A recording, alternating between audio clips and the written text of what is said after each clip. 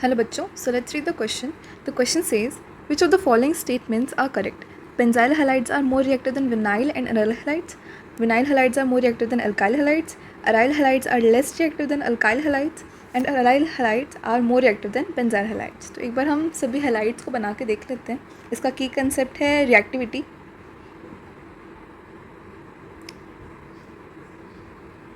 की concept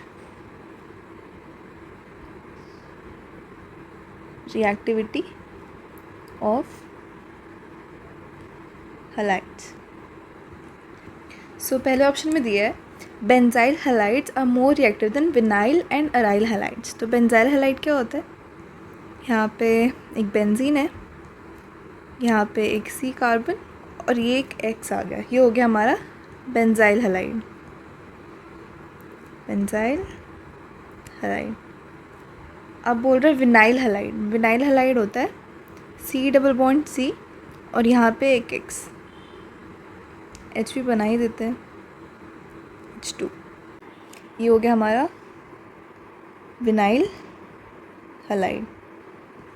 and aryl halides. Aryl halides होता है बेंजीन से डायरेक्टली अटैच्ड हेलोजेंस. ये है हमारा अराइल हलाइड.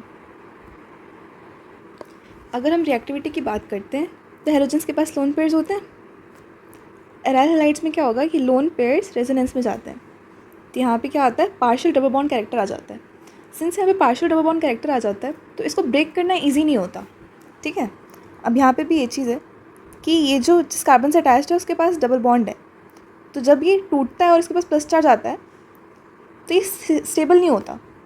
सो इसलिए इसकी रिएक्टिविटी भी इतनी ज़्यादा नहीं होती. बट यहाँ पे ये सिंगल बॉन्ड से अटैच्ड है. ठीक है. तो ये इजीली ब्रेक हो सकता है एज़ कम्पेयर टू ये दोनों. तो benzyl halides are more reactive than vinyl and aryl halides. तो ये चीज़ तो सही है. So first option is correct. अब सेकंड ऑप्शन देखते हैं. Vinyl halides are more reactive than alkyl halides. तो इधर ये रहा विनाइल हलाइड हमारा. अब हम बना लेते हैं अल्काइल हलाइड. तो अल्काइल हलाइड हो जाएगा सिंपली RX. इसको अगर मैं देखना चाहूँ तो हम इसको अल्कीन ही बना देते हैं, CH3X. ठीक है. ये हो गया हमारा alkyl halide. Vinyl halides are more reactive than alkyl halides. जब ये बॉन्ड टूटता है यहाँ से तो ये इसका टूटना इसके टूटने से ज़्यादा इजी है. ठीक है. सो अल्काइल हलाइड ज़्यादा रिएक्टिव होने चाहिए, तो ये हमारा हो जाएगा गलत. सो ऑप्शन 2 तो गलत है. Aryl halides are less reactive than alkyl halides. So अब यहाँ पे इन दोनों की बात हो रही है, अल्काइल और अराइल.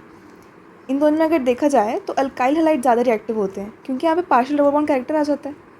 सो उसकी वजह से इसका टूटना ईजी नहीं होता. तो अल्काइल हलाइड ज़्यादा रिएक्टिव होने चाहिए.